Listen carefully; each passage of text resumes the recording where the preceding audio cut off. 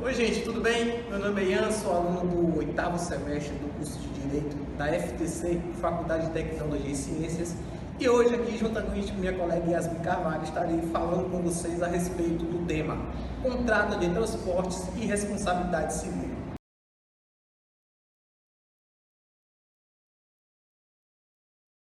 Olá pessoal, meu nome é Yasmin Carvalho e eu vou dar continuidade ao assunto de contrato de transporte. O contrato de transporte ele foi instituído pelo Código Civil de 2002, tendo em vista que ele é uma regulamentação básica, ou seja, ele não exclui a possibilidade de outras normas regulamentarem do mesmo assunto. Inclusive, o próprio Código Civil ele menciona em seus artigos 731 e 732 essa possibilidade. Vejamos. O artigo 731 do Código Civil aduz que o transporte exercido em virtude de autorização, permissão ou concessão rege-se pelas normas regulamentares e pelo que for estabelecido naqueles atos, sem prejuízo do dispositivo neste Código, ou seja, ele fala que não prejudica outras normas que vinham regulamentar a questão do contrato de transporte. E o artigo 732 diz o seguinte: aos contratos de transporte em geral são aplicáveis quando couber, desde que não contrarie disposições deste Código, dos preceitos constantes da legislação especial e de tratados e convenções internacionais. Esse artigo 732, ele não prejudica a aplicação e a incidência de leis especiais ou convenções internacionais.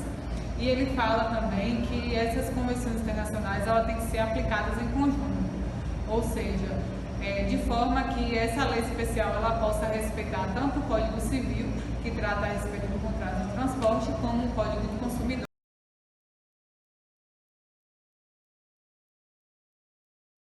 Vejamos agora o conceito de contrato de transporte. O conceito de contrato de transporte está mencionado no artigo 730 do Código Civil. Vejamos. O artigo 730 do Código Civil diz o quê? Pelo contrato de transporte, alguém se obriga, mediante remuneração, a transportar de um lugar para outro pessoas ou coisas.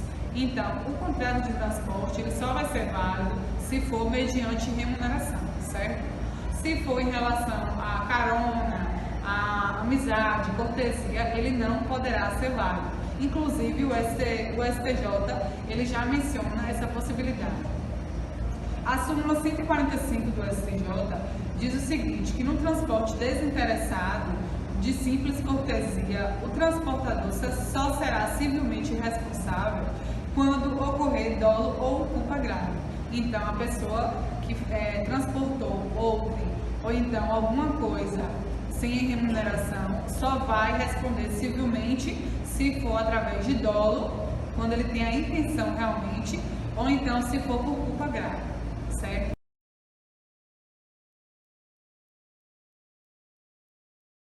Agora, a classificação do contrato de transporte. O contrato de transporte ele pode ser classificado como um contrato sinalagmático, ou seja, bilateral, onde ambas as partes têm obrigações recíprocas, tendo em vista que fica o transportador obrigado a percorrer o trajeto para o passageiro remetente do bem e estes, por sua vez, ficam obrigados a efetuar o pagamento do deslocamento. E é oneroso, haja vista que ambas as partes buscam vantagens recíprocas, o pagamento para o transportador e o deslocamento para o contratante. Por se tratar de um negócio jurídico, o contrato também é um contrato consensual, pois aperfeiçoa-se com essa declaração. E ele também pode ser um contrato comutativo, onde ambas as partes conhecem desde o início do contrato os limites de suas obrigações, não dependendo do mesmo de evento futuro e incerto. É um contrato também de duração, pois ele não tem início, meio e fim, ele depende de um lapso temporal. E ele também possui características de ser típico, haja vista que é expressado pelo Código Civil de 2010.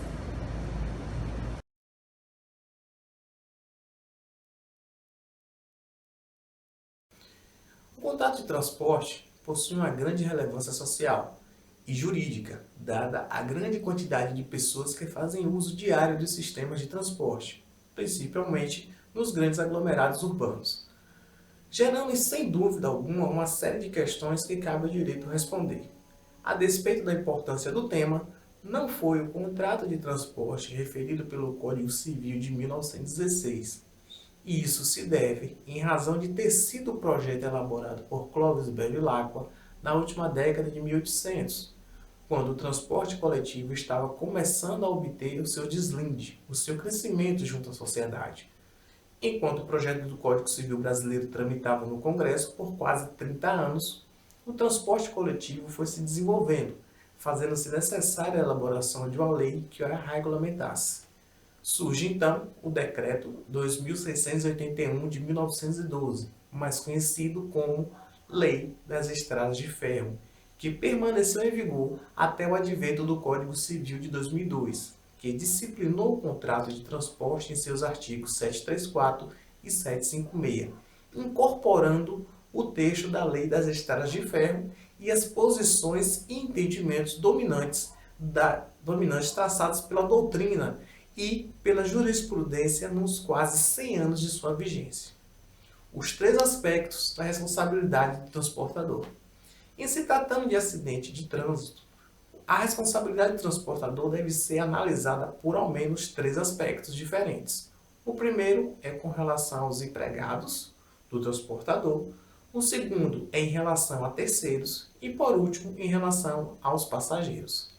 Tais aspectos são de fácil vislumbre se tornasse, por exemplo, um acidente onde um ônibus urbano atropela um pedestre, ficando ferido vários passageiros e o próprio motorista que conduzia o veículo. O pedestre atropelado não possui com o transportador qualquer relação jurídica contratual. Do acidente é que vai decorrer o vínculo jurídico determinante do dever de indenizar. É o pedestre, um terceiro, sendo a responsabilidade da empresa proprietária do ônibus extracontratual. Com relação ao motorista, retomando ao exemplo dado anteriormente, a responsabilidade será derivada de acidente de trabalho, em razão da relação de emprego existente. A indenização deverá ser pleiteada junto ao Instituto Nacional de Seguridade Social, conhecida como INSS.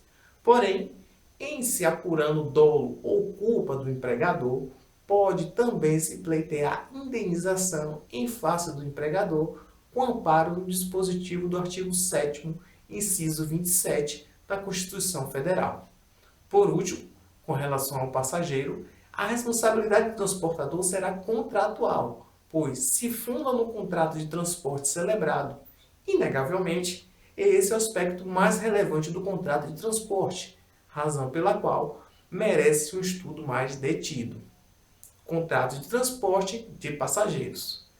A responsabilidade contratual do transportador começou a ser suscitada quando da implantação da locomotiva a vapor, o primeiro meio de transporte coletivo existente até então. Aliás, o contrato de transporte teve fundamental importância no desenvolvimento do estudo dos contratos. Segundo Sérgio Cavalieri Filho, ao tempo da implantação dos sistemas de transporte coletivo, os doutrinadores não faziam diferenciação entre responsabilidade contratual e responsabilidade extracontratual. Diferença essa introduzida pelos juristas franceses com o intuito de ajustar a responsabilidade do transportador às novas realidades sociais. O autor assim explicita a importância da diferenciação e os objetivos almejados quanto do seu desenvolvimento. Ora, sabemos todos que, a rigor, não há diferenciação substancial entre responsabilidade contratual e a extracontratual. Ambas têm essência a violação de um dever jurídico. Também nas duas, a noção de culpa é a mesma, a violação do dever de cuidado. Os juristas franceses, entretanto, em busca de uma situação jurídica mais confortável, mais favorável para o passageiro, que não aquela de ter que provar a culpa do transportador, engendrou a responsabilidade contratual, na qual, diferente da responsabilidade extracontratual, já existe entre as partes um vínculo jurídico pré-estabelecido e o dever jurídico violado está perfeitamente configurado nessa relação jurídica. A norma convencional já define o comportamento dos contratantes, que ficam adstritos em sua observância a um dever específico. E foi justamente o contrato de transporte que serviu de cobaia vamos assim dizer, serviu de instrumento de estudo do qual resultou a doutrina da responsabilidade contratual. Nesse contexto, cabe destacar quais as empresas que prestam serviço de transporte coletivo nada mais são que pessoas jurídicas de direito privado, prestadoras de serviços públicos, o que significa dizer que o pedestre não precisa provar culpa do transportador ou do seu preposto para fazer jus à indenização, pois tem perfeita aplicabilidade o artigo 37, parágrafo 6º da Constituição de 1998, que traz expresso que as pessoas jurídicas de direito público e as de direito privado, prestadoras de serviços públicos, responderão pelos danos que seus agentes, nessa qualidade, causarem a terceiros. Assim, da mesma forma como a responsabilidade estatal pode ser afastada, a responsabilidade do transportador somente poderá ser afastada caso este prove alguma das causas que excluem o próprio nexo causal, quais sejam o caso fortuito, a força maior e o fato exclusivo de terceiros ou da vítima. Dessa forma, também é um entendimento de Carlos Roberto Gonçalves. Com o referido dispositivo constitucional, prevê a responsabilidade objetiva das permissionárias no serviço público por danos que causarem a terceiros, entende-se que, por essa expressão, os que não têm com elas relação jurídica contratual, a sua aplicação está restrita aos casos de responsabilidade extracontratual, só podendo ser afastada se o transportador provar caso fortuito ou força maior e culpa exclusiva da vítima, bem como fato exclusivo de terceiros. Deve ser destacado que o Código de Defesa do Consumidor, em seu artigo 14, atribui a responsabilidade objetiva ao fornecedor de serviços. Ainda promove uma equiparação ao status de consumidor de todas as vítimas do evento, ou seja, o pedestre, muito embora não tivesse uma relação contratual com o fornecedor do serviço, sofre as consequências do acidente de consumo, equiparando-se, por esta razão, a um consumidor.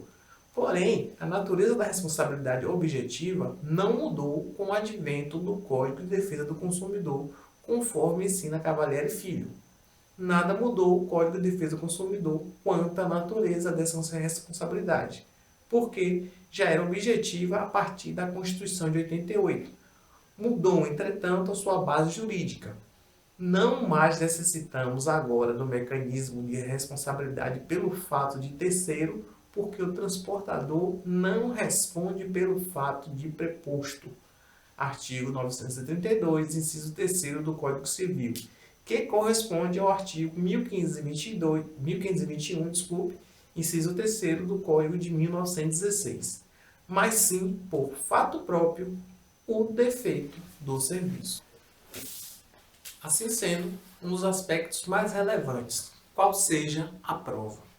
Enquanto na responsabilidade subjetiva com culpa presumida, o que ocorre é a inversão do ônus da prova, cabendo ao causador do dano provar que não agiu com culpa e, em conseguindo demonstrar, afasta a sua responsabilidade. Na responsabilidade objetiva, o fator culpa é irrelevante, pois o causador só se exime da obrigação provando a ocorrência de fato fortuito, força maior, fato exclusivo da vítima ou de terceiro, que excluirão o nexo causal.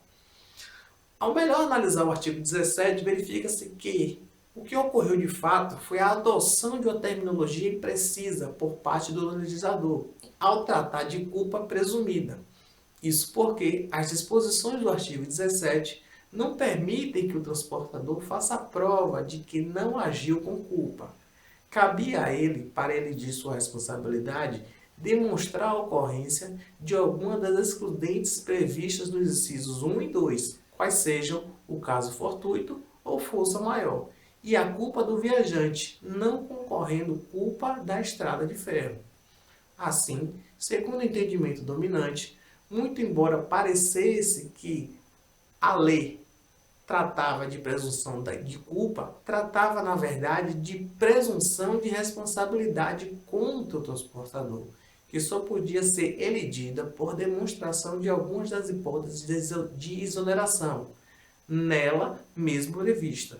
Trata-se, portanto, de hipótese de responsabilidade objetiva.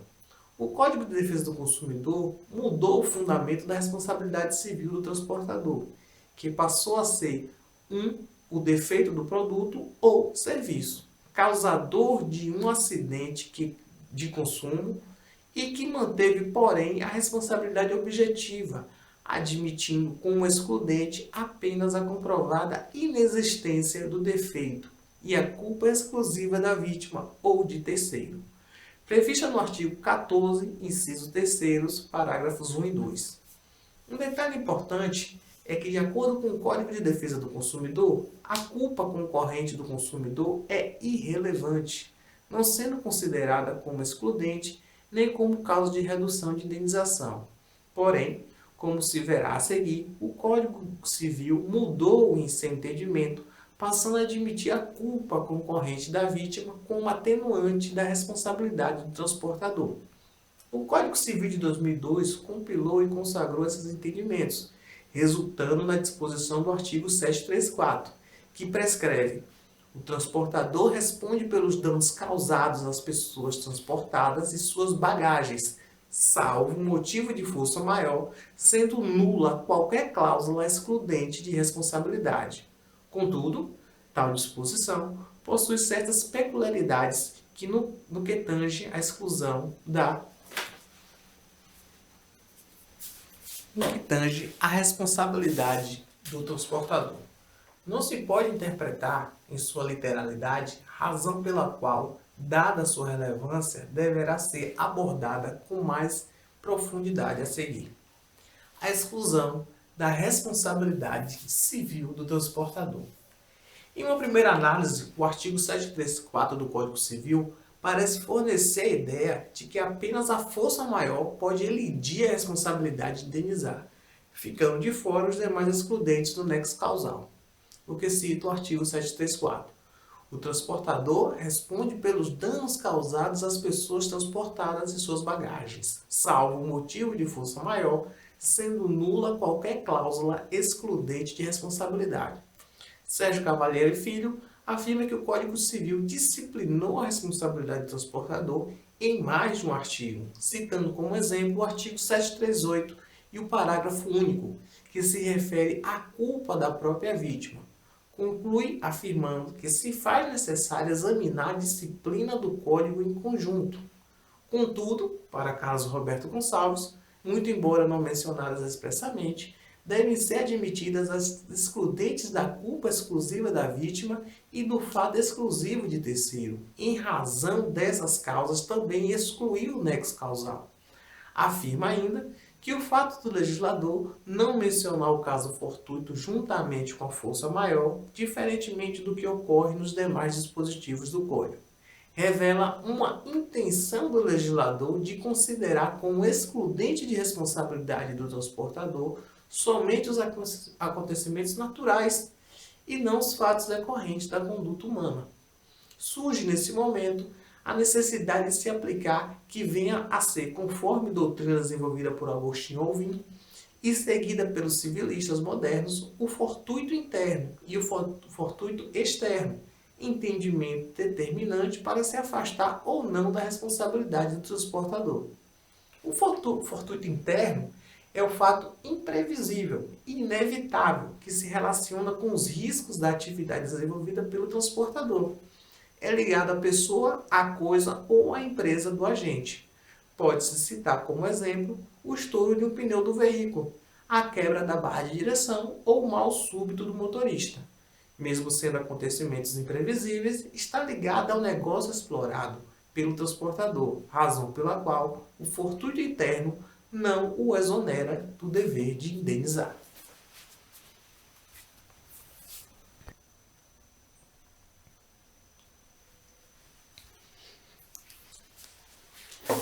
Já o fortuito externo se caracteriza também por ser um fato imprevisível e inevitável, porém é alheio à organização do negócio do transportador.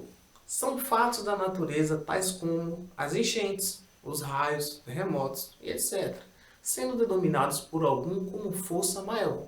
Apenas o fortuito externo ou força maior tem o coldão de excluir a responsabilidade do transportador. Também a culpa exclusiva da vítima exclui a responsabilidade do transportador. Ela é afastada em razão de que a pessoa se dá a causa ao evento danoso é o próprio passageiro e não o transportador. A culpa exclusiva do passageiro pode ser facilmente verificada nos chamados casos de sofismo ferroviário, onde o passageiro, podendo viajar no interior do trem, opta por viajar no teto. A jurisprudência, inclusive já se manifestou nesse sentido, recebendo o fato como desenharam as instâncias ordinárias, eis que a vítima, exibicionista, ao viajar no teto do vagão do comboio ferroviário, a fez assumindo o risco do infortúnio. É o caso de sua exclusiva culpa. STJ, responsabilidade 35.103.4, relatou o ministro Fontes de Alencar. É necessário dizer que o passageiro deve manter uma conduta adequada às regras do transporte, sujeitando-se às normas estabelecidas pelo transportador. O Código Civil estabelece tal obrigação no artigo 738 caput. A pessoa transportada deve sujeitar-se às normas estabelecidas pelo transportador, constantes no bilhete ou afixadas à vista dos usuários, abstendo-se de quaisquer atos que causem incômodos ou prejuízo ao passageiro, danifiquem o veículo ou dificultem ou impeçam a execução normal do serviço. É possível também vislumbrar a culpa concorrente do passageiro e seus efeitos, na previsão do parágrafo único do artigo 738 a seguir transcrito.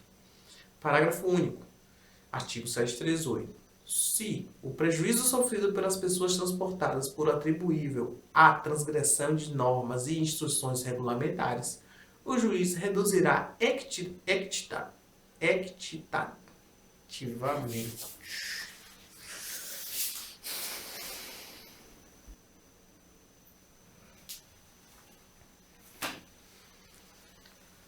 Artigo 738. Se o prejuízo sofrido pela pessoa transportada for atribuível à transgressão de normas e instruções regulamentares, o juiz reduzirá equitativamente a indenização na medida em que a vítima houver concorrido para a ocorrência do dano.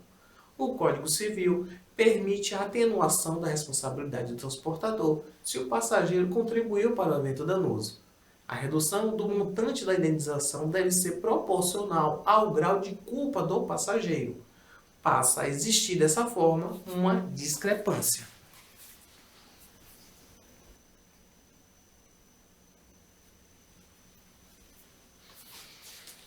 Discrepância essa entre o Código de Defesa do Consumidor e o Código Civil.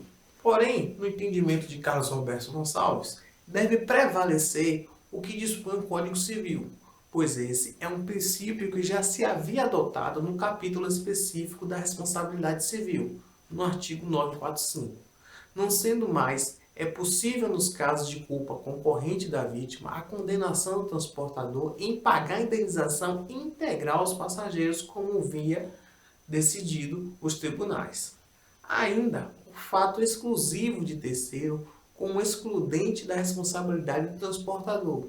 Para Sérgio Cavalieri Filho, o terceiro pode ser ainda assim definido.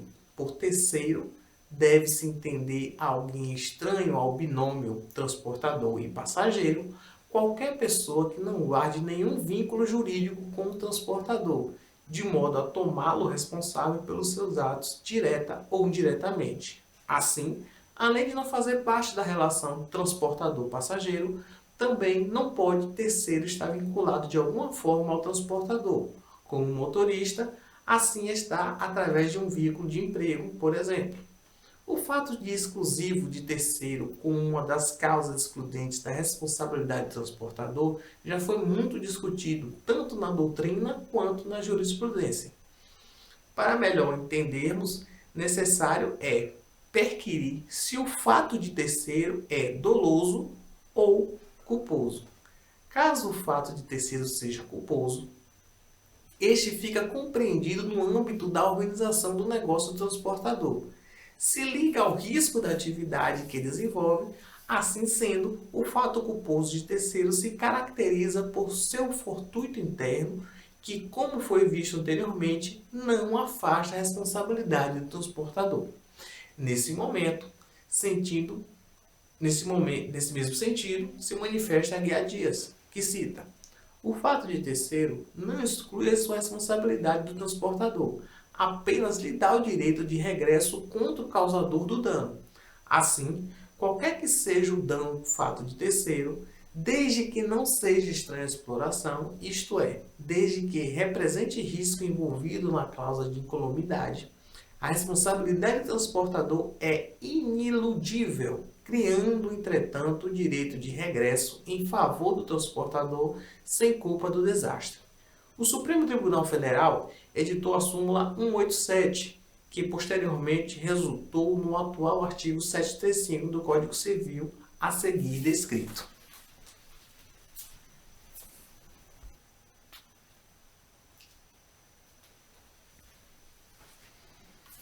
Artigo 735. A responsabilidade contratual do transportador por acidente com o passageiro não é elidida por culpa do terceiro, contra qual tem ação regressiva. Há que se notar que o artigo dispõe apenas sobre a culpa de terceiro, silenciando acerca do dolo. Caso o fato de terceiro seja doloso, não pode ser considerado um fortuito interno, pois não guarda qualquer relação com a organização do negócio do transportador, nem com os riscos deste negócio. Assim sendo, deve-se ser considerado um fortuito externo, que, como visto, exclui o nexo causal, exonerando o transportador da responsabilidade. Por fim, a doutrina faz referência a eventos que estão se tornando comuns, como o arremesso de pedra contra um trem ou ônibus e os assaltos no curso da viagem. Primeiramente, a jurisprudência vinha entendendo que o transportador era responsável por indenizar o passageiro ferido ou roubado no interior do veículo que realizava o transporte coletivo em razão de fato praticado por terceiro, utilizando como argumento a súmula 187 do Supremo Tribunal Federal. Contudo, com a evolução dos julgados, passou-se a se firmar um entendimento no sentido de considerar esses eventos como fortuitos, externos, inteiramente alheios a riscos das atividades de transporte. Ademais, seria do Estado a responsabilidade de prevenir eventos dessa natureza, não podendo ao transportador, para evitar que tal situação continue, ou ao menos alertar a autoridade pública para que esse tome a providência necessária. Em não tomando essa providência, o transportador fica sujeito a responder por eventuais danos causados aos passageiros. Bem, pessoal, encerro por aqui. Espero que vocês tenham compreendido. Até a próxima!